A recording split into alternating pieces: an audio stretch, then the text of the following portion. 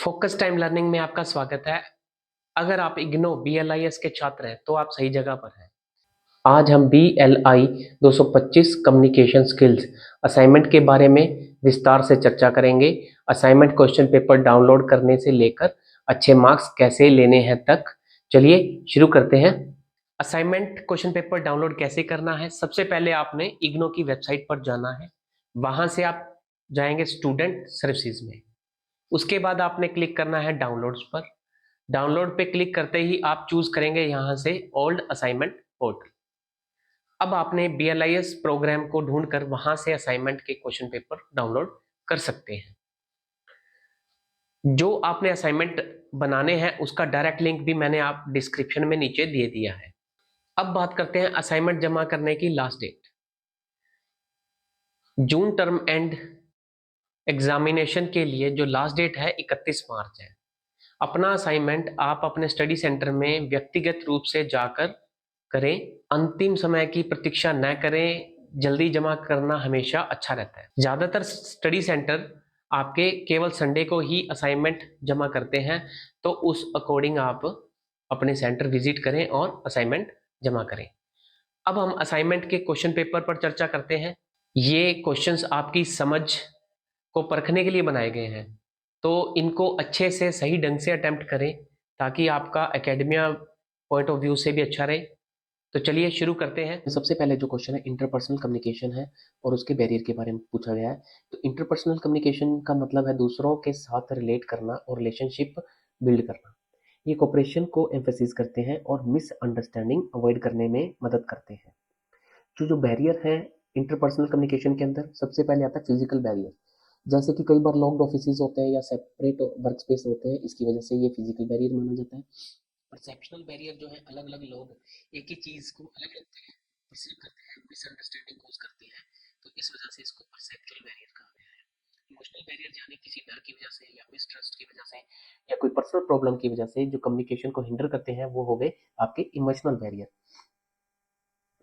Cultural barrier अलग cultures के norms, language और बिहेवियर की वजह से मिसकम्युनिकेशन होता है, वो कल्चरल बैरियर हो गए। नेक्स्ट है लैंग्वेज बैरियर। डिफरेंट लैंग्वेजेस और स्लैंग और बिहेवियर की कम्युनिकेशन की वजह से जो डिफिकल्टी होती है वो लैंग्वेज बैरियर की कैटेगरी में आते हैं। आगे हम बात करते हैं एक एक्सीलेंट कम्युनिकेटर की। तो जो एक्सीलेंट कम्युनिकेटर है एक इनवैल्यूएबल असेट है किसी भी ऑर्गेनाइजेशन के लिए। यहाँ इनके कुछ बेनिफिट्स हैं वो देखते हैं। Improved internal communication and collaboration. तो क्लियर मैसेजिंग मिसअंडरस्टैंडिंग रिड्यूस करता है। मीटिंग्स में आइडियाज क्लियरली एक्सप्रेस करना और डिस्कस फैसिलिटेट करना, ये है आपका इंटरनल कम्युनिकेशन और कोलैबोरेशन के अंदर। फिर आता है external relation and public image.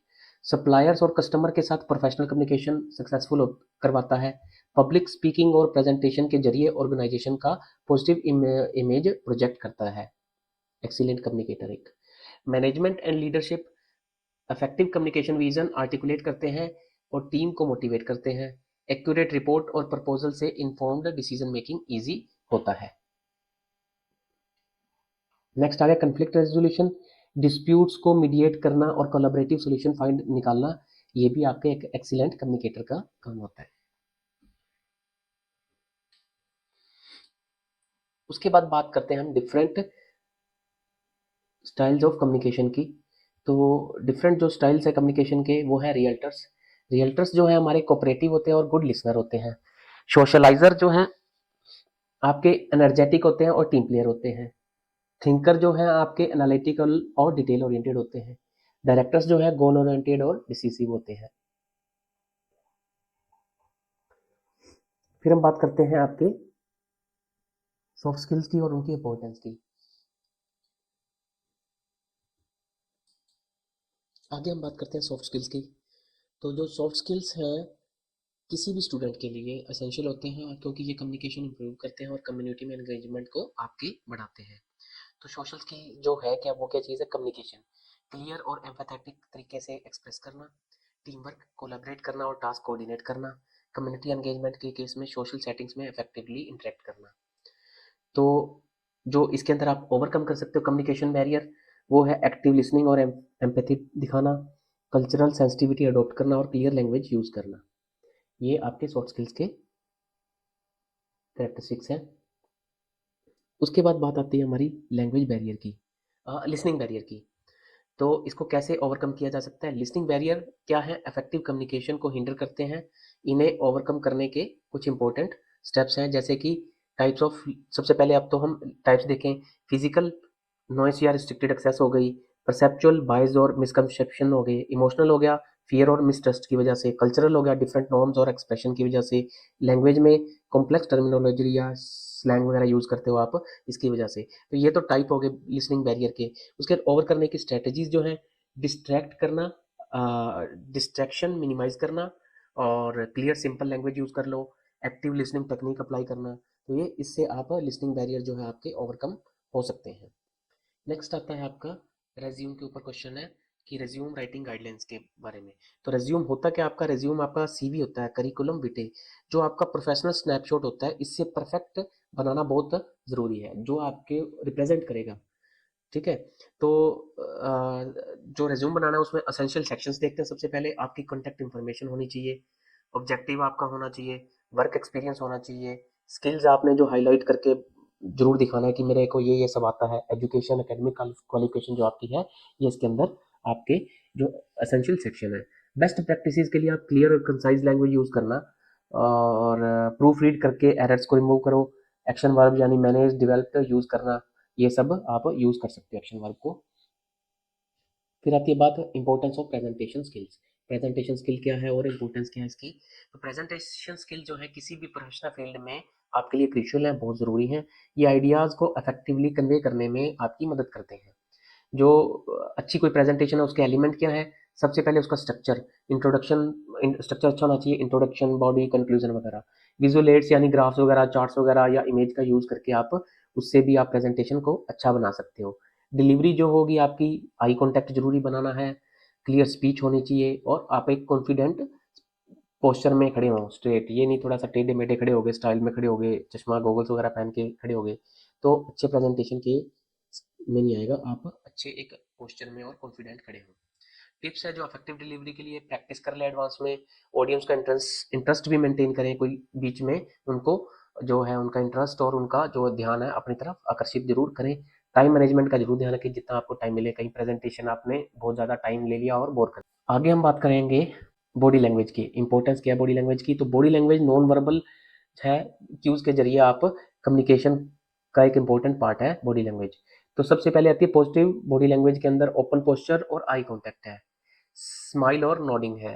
Negative body language में क्रॉस्ड आर्म्स है और स्लाउचिंग है, avoid eye contact.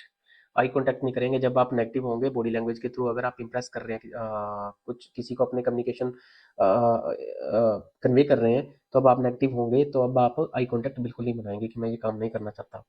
Important tips हैं इसके अंदर, सेल्फ अवेयरनेस और प्रैक्टिस होनी चाहिए, और क्लियर और रिलैक्स्ड पोस्चर हो मेंटेन करना जरूरी है इसके अंदर। आगे हम बात करेंगे फॉर्मल और इनफॉर्मल राइटिंग की। तो फॉर्मल और इनफॉर्मल राइटिंग का टोन, स्ट्रक्चर और पर्पस अलग होता है। फॉर्मल के अंदर क्या होगा? स्ट्रक्चर्ड होगी, प्रोफेशनल टोन होगी और क्लियर फॉर्मेट होगा। इनफॉर्मल में कैजुअल लैंग्वेज और फ्लेक्सिबल सा फॉर्मेट होगा, तो ज़्यादा उस पर हार्ड एंड फास्ट रूल नहीं होते। एग्जाम्पल के तौर पे देखा जाए, जैसे कि बिजनेस लेटर हो या ऑफिशियल रिपोर्ट हो, तो वो फॉर्मल में आ जाएगी। इनफॉर्मल में क्या, पर्सनल या ईमेल या फ्रेंडली लेटर्स हैं, जो ये आपके इनफॉर्मल के अंदर आ जाते हैं। फिर हम बात करेंगे फेस टू फेस कम्युनिकेशन की।